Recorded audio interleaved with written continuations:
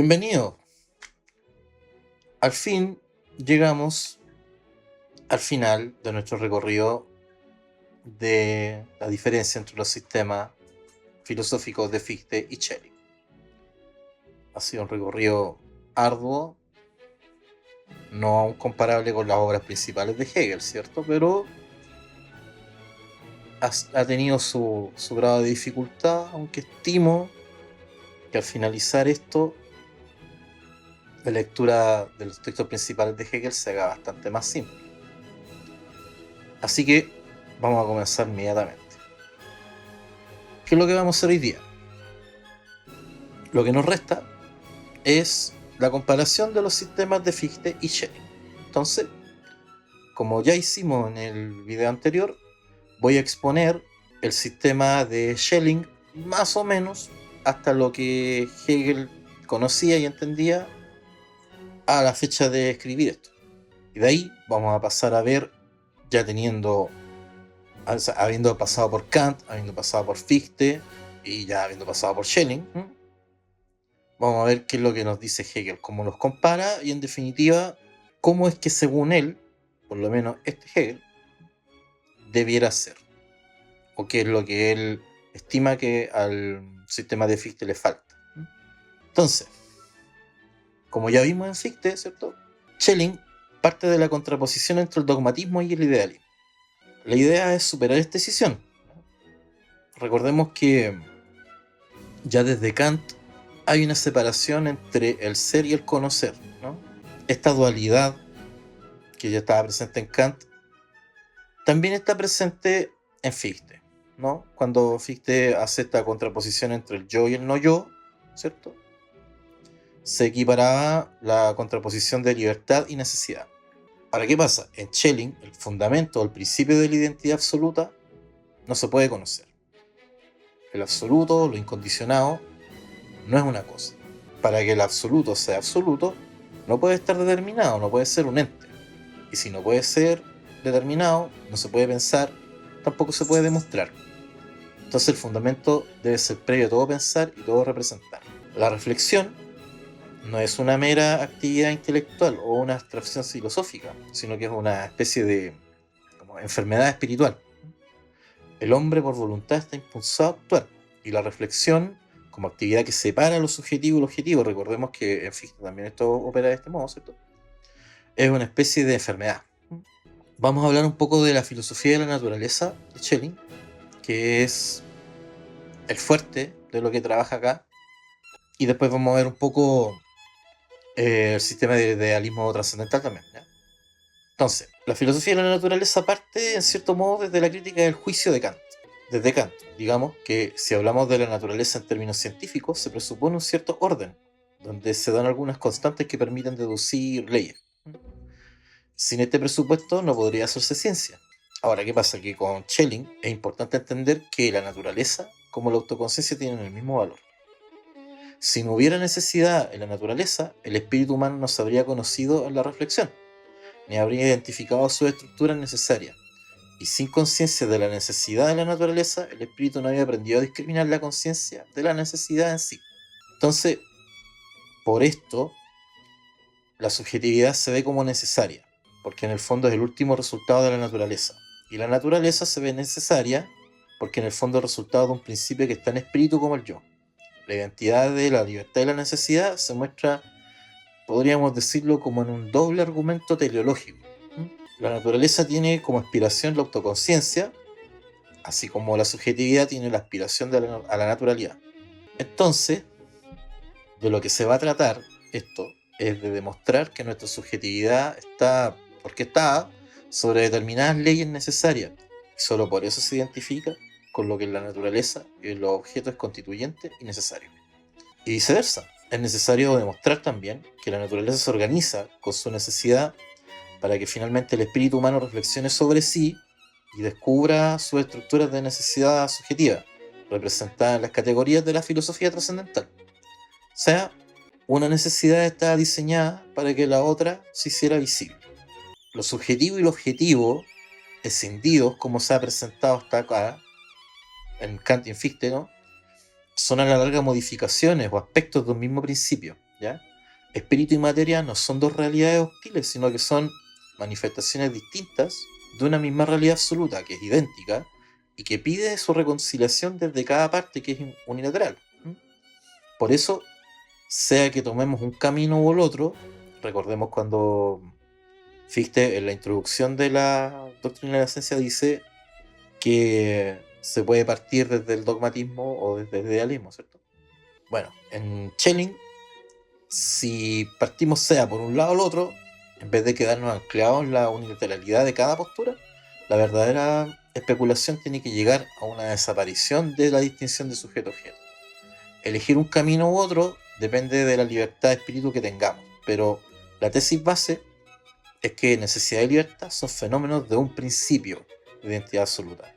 La necesidad es la manifestación objetiva y la libertad la subjetiva. ¿Ya? La libertad y la necesidad no son absolutos, digamos como separados. ¿Ya? Entonces hay que tomar un doble camino. Una dirección va a ser reducir la actividad inconsciente de causa y efecto de un telos inconsciente de la naturaleza a la actividad consciente de la subjetividad. Ese es el camino que se va a recorrer en el sistema de idealismo trascendental.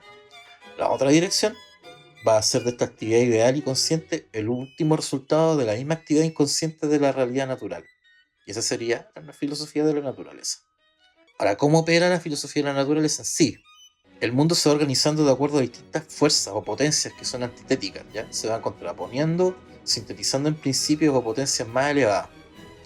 Entonces, ¿cuáles van a ser estas fuerzas en conflicto, ¿no? ¿Y cuál es la relación entre esta concepción y la determinación del yo? La idea en Schelling es entender la naturaleza misma como sujeto. Entonces, ¿qué va a pasar? Va a tomar los conceptos de natura naturans y natura naturata de Spinoza para explicar cómo la naturaleza es sujeto y objeto. No podemos detenernos a ver a Spinoza acá, ¿ya? Pero voy a comentar brevemente estos conceptos. Digamos que la natura naturans es productividad y la natura naturata es lo producido. Si la naturaleza es ambas para Schelling, entonces nos quiere decir que en cuanto a natura naturans, o sea, como poder creador, como una actividad productora, la naturaleza es sujeto. Como natura naturata, como lo producido, es objeto. Entonces esto se trata de una diferencia entre una fuerza de repulsión, que Schelling identifica con la natura naturans, y una fuerza de atracción, identificada con la natura naturata. Esta distinción dentro de la naturaleza permite una comprensión de ella como una identidad originaria, una naturaleza que resulta del cruce de estas fuerzas y cuyo resultado es el producto natural, un producto vivo como un organismo. Esto es vital para comprender a Schelling. Esta identidad genética en la construcción de la naturaleza considerada como sujeto solo es reconocible de modo especulativo, porque en esta dualidad de la naturaleza se presenta a la vez un doble modo de conocerla. La naturaleza como productividad corresponde a la intuición y la naturaleza como producto corresponde a la reflexión. Entonces, la naturaleza podríamos considerarla como algo inconscientemente productivo y el yo como algo conscientemente productivo. Schelling dice que es necesario trabajar o formular una física especulativa que vaya más allá del empirismo para lograr una deducción de la materia orgánica e inorgánica en su unidad originaria. Hay que analizar la naturaleza como una totalidad organizada o teleológicamente orientada, ¿ya? Pero no como un mecanismo de gravitación. No pensemos en una teleología mecanicista, sino que en una fuerza de creación viva. Podríamos decir que hay tres grandes ámbitos de la realidad o potencias aquí. Está la inorgánica, la orgánica y la racional. El primer poder o potencia determina la existencia espacio-temporal. El segundo analiza el ámbito de la existencia orgánica y el tercero permite el paso a la autoconciencia, a la deducción de la subjetividad y a la parte del idealismo trascendental. Cada una de estas potencias mantiene una especie de huella de lo absoluto como unión de la unidad y la diferencia, solo que bajo una manera específica. Entonces, de esta manera, Schelling pretende expresar las formas objetivas de lo absoluto. Haciendo un breve balance de esto, podríamos pensar que lo que Schelling plantea es una especie de real idealismo o un realismo especulativo, ¿no? Schelling parte de lo real como algo prereflexivo. Si la naturaleza existe, tiene una existencia propiamente tal, previa a cualquier mediación. El sujeto no es lo real, digámoslo como entre paréntesis, pero más o menos todo lo que nos quiere decir, sino la naturaleza, pero tampoco un objeto.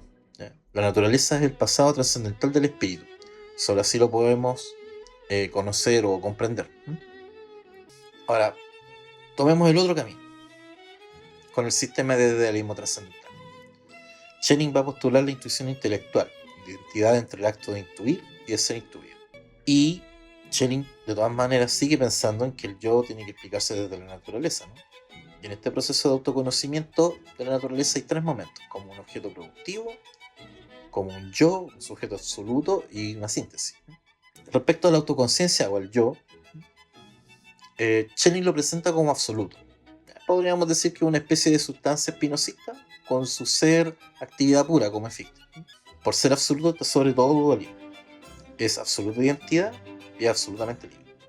Solo se puede acceder de forma inmediata como intuición, como un yo soy. La demostración de esta identidad es ya un acto de la reflexión y supone una decisión, un desgarro. Por eso es que el yo que se crea en este acto, donde está ausente todo objeto y toda determinación. Recordemos que, bueno, Schelling ya nos dijo que el principio no puede conocerse porque se determina. Y cuando reflexionamos, estamos haciendo eso mismo, pero en este caso en el yo, ¿no? Entonces, si miramos a la naturaleza desde el yo, la realidad es siempre potencialmente para la conciencia, para ser recogida, entendida y comprendida por ella. Y lo mismo le sucede a la subjetividad. Esta no es nada en sí, ni tiende a sí, o a cerrarse en su intimidad, por decirlo así, sino que es un actuar que constantemente busca y aspira a reconciliarse con la realidad.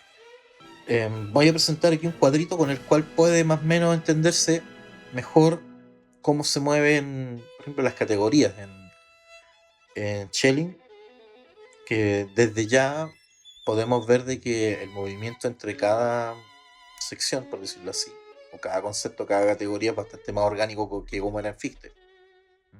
Entonces, ¿qué pasa? La autoconciencia se expresa como una sensación orgánica, como la sensibilidad en Kant. Luego tenemos una intuición productiva, que no es distinta de la de Fichte, ¿ya? Con una capacidad de creación de conceptos y representaciones, uniendo intuiciones y categorías.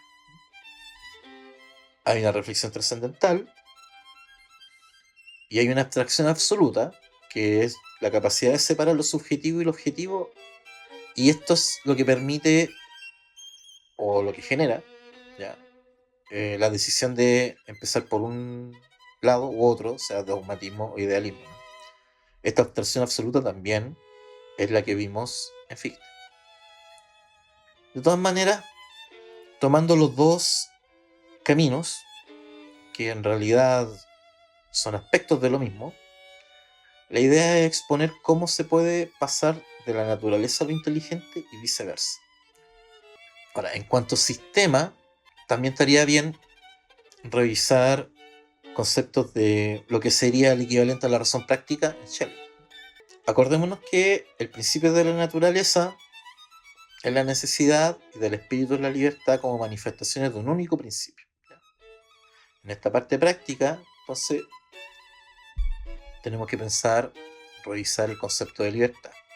En Kant, si nos acordamos, lo que vimos en el primer video, se trata de una libertad que finalmente es formal, ¿no? Se trata de darse leyes a sí mismo a través de imperativos categóricos. O, si lo queremos resumir, si tú puedes, debes. En Fichte, la libertad es independencia, como una serie de actos. ¿Ya? ¿Qué pasa? Que con Fichte la posibilidad de una comunidad descansa esencialmente en la autolimitación por parte del individuo particular. ¿Ya? La autolimitación es condición de posibilidad de la libertad del otro. Y en Schelling lo que tenemos es autodeterminación, propiamente tal. El sujeto se crea y se determina a sí mismo. Ya no es darse una ley o trabajar por una independencia, sino crearse a uno mismo como sujeto. ¿Ya? Esta autodeterminación también podemos entenderla aplicada o, digamos, más que aplicada, como el despliegue o el movimiento de los pueblos o los estados también. ¿Ya? Un sujeto lo que hace es concordar su impulso natural con su voluntad a través de una actividad idealizadora, ¿ya? Tomando un objeto como su ideal. Hay una especie de materialización del concepto de libertad. Pasa que el Estado es el último edificio de la actividad libre del espíritu. Una pluralidad de individuos llega a una realización armónica de sus seres comunes. el Estado se convierte en una especie de segunda naturaleza, ¿ya? Algo que nace artificial se vuelve algo dado, o casi natural, ¿ya? Lo que sí, los estados se comportan entre sí como individuos egoístas, ¿no? Y tal como una especie de estado de naturaleza hobbesiano. Schelling también hace una distinción entre constitución y declaración de derechos. La constitución solo rige un estado, en cambio la segunda es universal. Un estado de estados es el último estadio en Schelling. Pretende una federación de estados que contenga una constitución y una declaración de derechos que los norme universalmente. Entonces, superado este estadio sociológico, vamos a llegar a un estadio histórico, donde hay una síntesis absoluta de las acciones libres que, digamos que está como oculta. Los individuos obran libremente, pero la historia se encarga de encauzar sus actos hacia un progreso. Esto tiene un cierto parecido con la astucia de la razón en Hegel, que lo vamos a ver más adelante, por supuesto. ¿Qué pasa? Que la historia del desarrollo del absoluto termina con el arte, y esta es una de las cosas esencialmente más originales del pensamiento de Schelling, donde hay una síntesis de naturaleza y cultura. La obra de arte, según Schelling, sintetiza necesidad y libertad, sujeto-objeto, sensibilidad y entendimiento. Todas estas categorías que vimos irreconciliables en Kant, Schelling pretende reunirlas en la obra de arte. Desde Schiller hasta Hölderlin se había visto claro que este abrazo, digamos, fundido con la realidad tenía que hacerse a través de un movimiento o una naturaleza estética. El genio o el artista es un canalizador de la naturaleza que se expresa a través de él. Y es a través del arte donde se pasa de lo finito a lo infinito. Con medios finitos alcanzamos lo absoluto. Pero para hacer arte no basta la naturaleza. Se requiere un ambiente, un mundo poético, un mundo simbólico, que en definitiva es la mitología. Y esa va a ser la posibilidad del arte, o condición de posibilidad del arte. Ahora, como un apunte, Hölderlin conocía el camino de Schiller y tuvo esa tentación como aristocrática de Schelling, ¿ya? Lo que sí entendió es que esta noción como de idilio solitario del artista, con la naturaleza previamente humanizada, no podía ser otra cosa sino un camino de tragedia o muerte del individuo. Esta opinión la va a compartir Hegel cuando hable del alma bella en la moralidad de su fenomenología del espíritu. Nos queda muchísimo para llegar allá, pero lo veremos. Ahora que hemos visto muy rápidamente, lo siento, ya, pero muy rápidamente hemos visto el pensamiento de este Schelling, más o menos hasta el 1800, principios de 1800, ¿no? Vamos a pasar a ver lo que nos convoca, que son las críticas de Hegel en la exposición que hace en esta comparación. Entonces, ya expusimos el pensamiento de Fichte con cierta neutralidad. Nos adelantamos en algunas de las críticas que Hegel hace. Lo vimos en el segundo video. Y ahora tenemos una idea general del pensamiento de Schelling. Entonces ahora podemos más o menos revisar las conclusiones a las que se llegan en este texto. Entonces voy a dividir estas objeciones en objeciones, podríamos decir, teóricas y prácticas. Vamos a ver las teóricas primero. Hegel concluye bien rápido lo que dijimos antes con mayor detalle y que vamos a resumir más o menos en 4 puntos. Primero, la identidad sujeto-objeto de Fichte no se puede realizar como unidad. Segundo, por esto mismo, esa identidad no puede ser el principio del sistema. Luego, el sistema de Fichte no logra reunir lo finito con lo infinito, que se ancla a la finitud finalmente. Y cuarto, el principio yo es igual yo es un sujeto-objeto subjetivo. Recordemos que al principio de este texto de la diferencia, una de las cosas que Hegel dice es que se necesita una filosofía que reconcilie la naturaleza de los malos tratos que obtiene de las filosofías de Kant y Fichte. La idea es superar el dualismo objeto-sujeto, como dijimos, ¿cierto? Implica superar la separación, o el desgarramiento, si se quiere, de la naturaleza y la razón, superarlas como una mera oposición. Lo que Hegel va a criticar de Fichte como principio general es que la síntesis de lo subjetivo y lo objetivo no se puede realizar bajo lo expuesto en su sistema. Aunque Hegel dice algunas cosas positivas, ¿no? Por ejemplo, dice, El fundamento del sistema fichteano es la intuición intelectual, puro pensar de sí mismo, pura autoconciencia. Yo es igual yo soy. El absoluto es sujeto-objeto y yo es esta identidad de sujeto-objeto.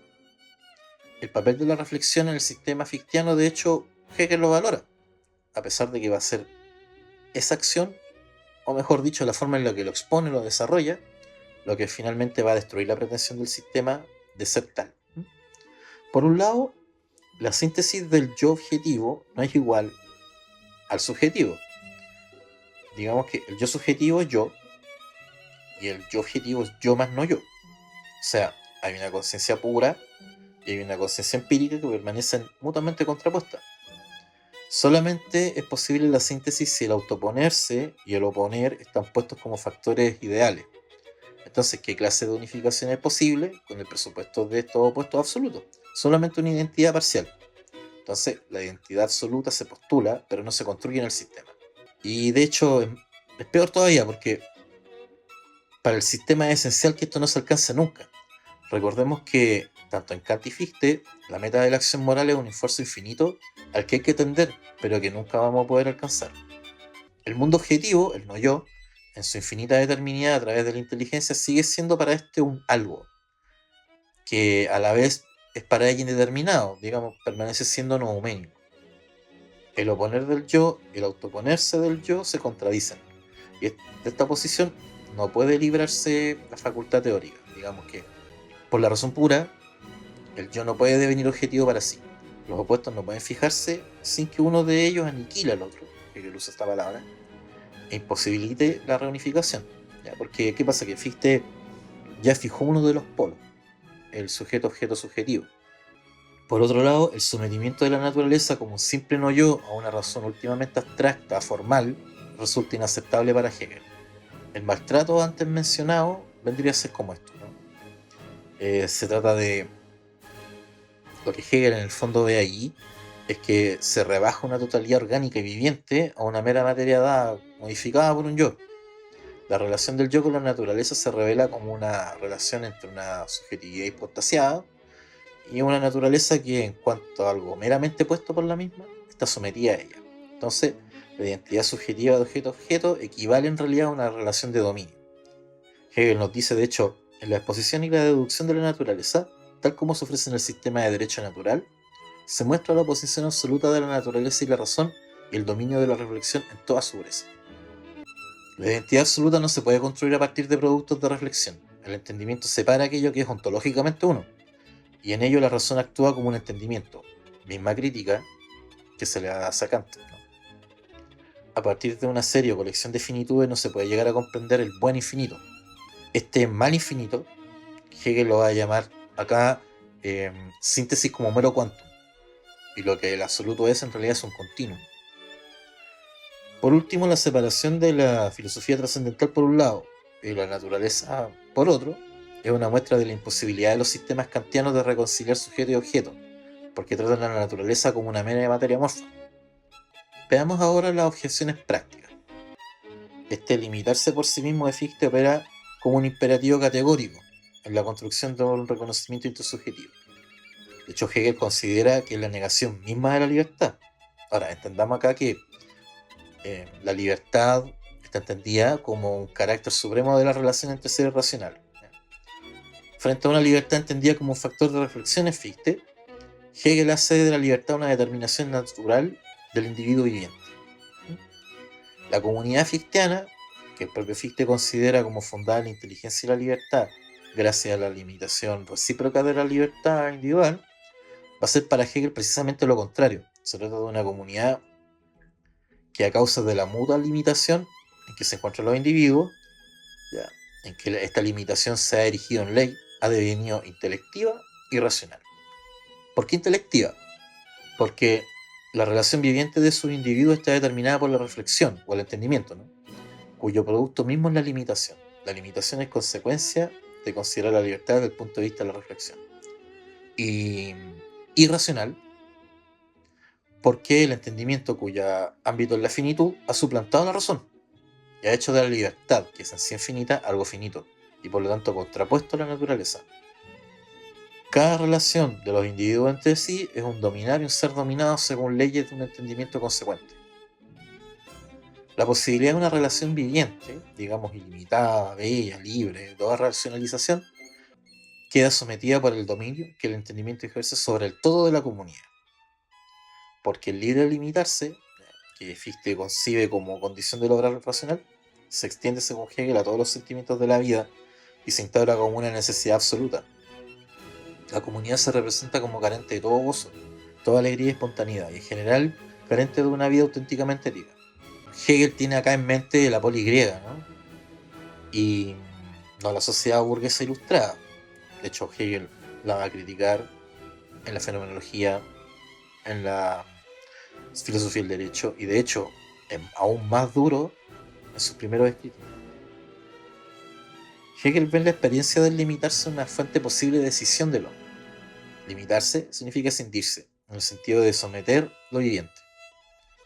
La opresión de la naturaleza se convierte así en deber ser, en ley de entendimiento, a la que ha de estar sujeto el obrar del hombre. El entendimiento debe dominar, aunque al punto sean extirpados de raíz la confianza, el gozo, el amor y todas las potencias de una identidad auténticamente ética.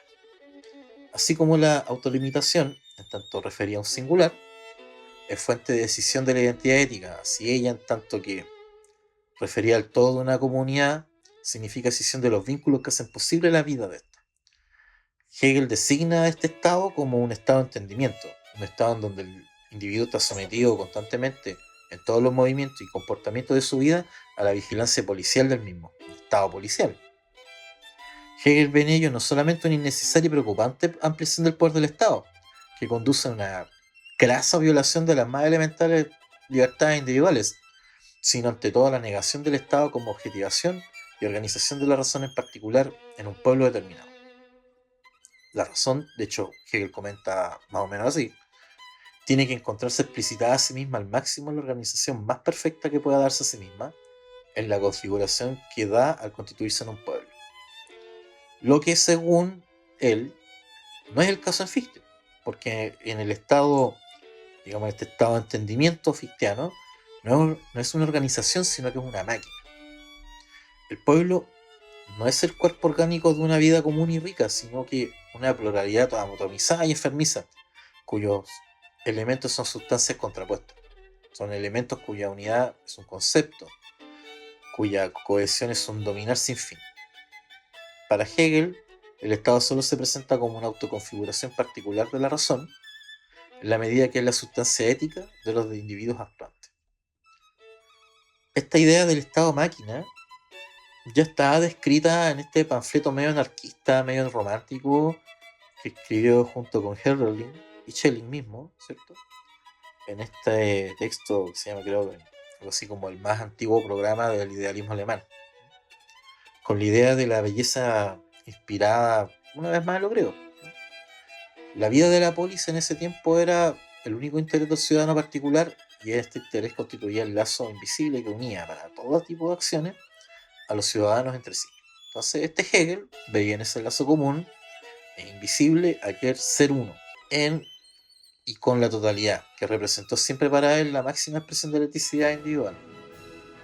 A la luz de este resultado, la deducción del derecho natural que Fichte había emprendido con el propósito de mostrar la posibilidad de la autoconciencia, y con esta la comunidad humana en general, se muestra en realidad enteramente contradictoria, porque el derecho natural, que encuentra su propia posibilidad en aquel limitarse por sí mismo, aboca finalmente en el sometimiento de los seres libres. Digamos que el dominio es asimismo el carácter negativo que adquiere la libertad cuando se la concibe como lo otro de la naturaleza. En tanto que lo otro de la libertad, de la razón, la naturaleza es en sí solo lo finito, la materia es como lo malo. La libertad formal es la sumisión del individuo viviente en un concepto, pero aquí digamos concepto como derecho, no lo que Hegel va a elaborar como concepto luego, pero externo a él. Entonces, ¿qué pasa? Que luego Hegel precisa las condiciones bajo las cuales el sistema podría eventualmente ser coherente, ¿no? El principio sujeto-objeto tiene que ser absoluto, eso es lo primero. Se tiene que poner tanto el sujeto como objeto y no solo el yo. El no yo no puede ser un mero concepto límite o una mera otredad así indeterminada, ¿no? El todo es en una sola totalidad, la totalidad objetiva y la subjetiva. El sistema de la naturaleza y el sistema de la inteligencia son uno, ¿ya? Son uno y lo mismo.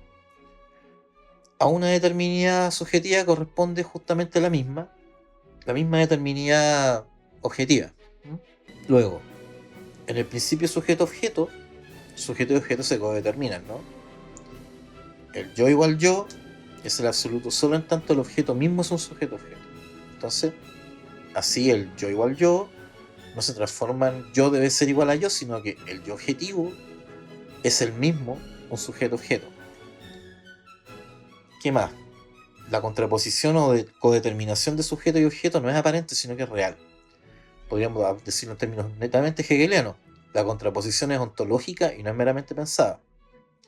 El absoluto mismo, la totalidad, es la identidad de la identidad y la no identidad. Contraponerse y ser uno a la vez en él.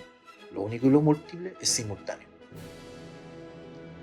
Entonces, cada uno de los aspectos de la totalidad son sistemas de la libertad y la necesidad. Poner la libertad en un lado y la necesidad en otro, lo único que consigue es hacer de ellas algo formal.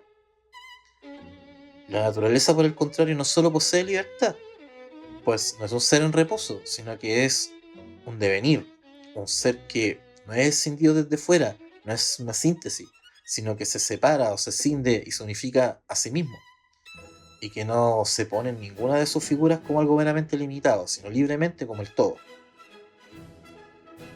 Hegel cierra esto, podríamos decir un poco paradójicamente, ¿no? Diciendo que el fundamento de ambos es la intuición intelectual y reconoce que la reflexión en Fichte es, en última instancia, especulación y por lo tanto verdadera filosofía. Entonces, a la larga lo que Hegel nos dice es que más que estar en desacuerdo con lo que Fichte quiere plantear, por lo menos en cuanto a lo teórico, ¿no? Es que está mal expuesto. Más que eso.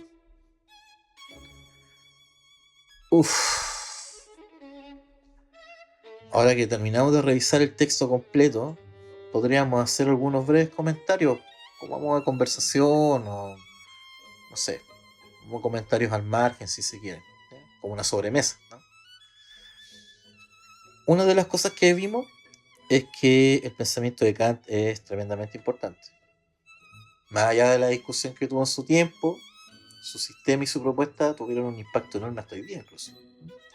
De hecho, si queremos entender a Hegel y la filosofía, podemos decir, toda la filosofía moderna y contemporánea incluso, no podemos dejar de entender a Kant. Es muy importante hacerse cargo de él. ¿Qué otra cosa? Bueno, uno de los objetivos secundarios de exponer este texto de Hegel, por lo menos con lo que yo pretendo, era que invitar a la lectura de Fichte y de Schelling. ¿Ya? Son pensadores interesantes, son súper sugerentes. Y es cierto de que Hegel los terminó eclipsando en términos de impacto, ¿no? Pero fueron cruciales en el desarrollo de su pensamiento. Ya pudimos ver, de hecho, que muchas de sus ideas están presentes en Hegel, para quienes ya hayan leído Hegel, digamos. Y lo que sí hay que decir es que Hegel, finalmente, el que va a llevar a cabo la tarea esta de llevar este idealismo trascendental a una súper ambiciosa odisea del pensamiento, ¿no? Un sistema filosófico de lo más vasto que se ha visto. Quizá por eso es que también, yo por lo menos lo he escuchado, lo he leído por ahí, que a Hegel le han llamado el Aristóteles moderno. En términos más históricos, ¿no? Podríamos decir que cuando Schelling deja Jena, Hegel va a hacer una especie de retorno a Fichte. Lo va a repensar y va a tomar algunos elementos importantes de su filosofía ética y política. Ahora, en cuanto a la comparación misma, pucha, podríamos decir que Hegel no es del todo justo con Fichte, ¿no? ¿Aciertan ver problemas de la elaboración de la doctrina de la esencia? Sí, ¿ya? Eso sin duda repercute en su teoría social y moral. ¿Ya? Pero aún de todas maneras, Fichte representa sí una base gigante respecto de Kant incluso, como para ponerlo en el mismo sitio, ¿no? Y Fichte, si bien él mismo dijo, y lo vimos, de hecho que su sistema no era otro que el kantiano, en realidad puso muchísimo de él y el idealismo alemán como lo entendemos hoy nació con él. Hay que tener en cuenta también que Hegel no lee a Fichte después de esto. Entonces, Hegel se pierde todo lo que viene de, no sé, por ejemplo, la doctrina de la esencia nueva método en adelante, ¿no? El Fichte que Hegel tiene en mente y el que vamos a ver o el que verán en sus obras principales desde la fenomenología en adelante va a ser este Fichte. Podríamos decir también que en parte Fichte también es culpable de esto, ¿no? En el sentido de que, si bien es cierto, él sufrió una persecución importante, Fichte toma la decisión luego de publicar El destino del hombre, de las elaboraciones de su sistema mostrarlas a sus oyentes, no publicar grandes obras al público o publicar de manera masiva las distintas elaboraciones que hizo de la doctrina de la esencia. Pero quizás Hegel se lo pudo haber conseguido, ¿no? No sé. De todas maneras, otra cosa que podría ser importante mencionar, como para concluir, ¿no?, es que cuando Hegel estaba por fallecer, ya sabemos que más que cólera, parecía que tenía un tema como gástrico importante, ¿no? Él pidió ser sepultado precisamente junto a Fichte en Berlín. En la fenomenología, a pesar de que hay algunas críticas bien duras hacia él, también hay reconocimientos positivos expresos. Más que fijarse en las biografías y todo, yo creo que es relativamente seguro decir que Hegel admiraba la voluntad y la valentía política de Fichte. Y aunque el mismo Hegel va a ir matizando un poco algunas de sus críticas a la sociedad y al Estado alemán, ¿ya?, sobre todo si lo comparamos con los escritos de hasta, no sé, hasta el primer sistema de Jena, Hegel no va a abandonar sus ideales ni sus puntos críticos en lo fundamental. Y de hecho en espíritu concuerda con Fichte en algunas cosas, o en bastante. A diferencia de Schelling, que se va a volver un conservador reaccionario al servicio de la monarquía absoluta y a su juventud, o no tan viejo, digamos. Le otorgaron un puesto vitalicio en la Academia de Ciencias a Schelling. Y esa misma academia se negó, o mejor dicho, ignoró la petición de Hegel de ser incorporado. Eso gracias a las gestiones funestas de Schleiermacher y la desconfianza que el partido reaccionario liderado por Savigny y otros, por supuesto, le tendrían a su llegada a Berlín. Sobre todo después de la publicación de la Filosofía del Derecho de 1820, donde Hegel hace algunas críticas bastante importantes. Y por supuesto que truncarían toda posibilidad de aspiración política de Hegel, ¿no? Bueno, ahora sí, por fin hemos terminado este texto, que es relativamente breve, si lo comparamos con los otros textos de Hegel, ¿no? Pero nos dio harto trabajo, y nos va a dar harto trabajo seguir leyéndolo, ¿no? Así que me gustaría plantear una pregunta para los que hayan llegado hasta aquí, que ¿qué les gustaría continuar? ¿Con qué les gustaría continuar? Yo tengo dos ideas, ¿ya? Pero yo les podría plantear tres ideas. Que yo tengo dos, pero les puedo plantear tres.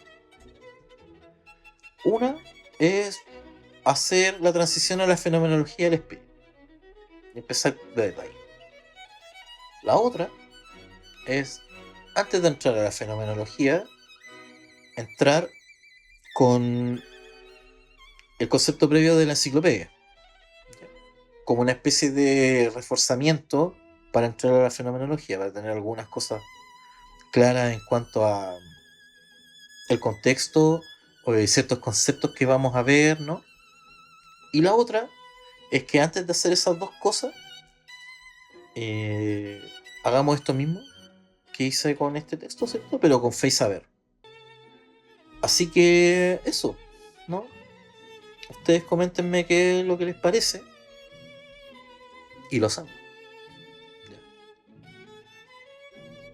Nuevamente recomiendo ver los videos introductorios, ¿no? Estos videos que hicimos al principio, que eran la introducción a la introducción, porque es posible que les haga mucho más sentido ahora que pasaron por todo esto.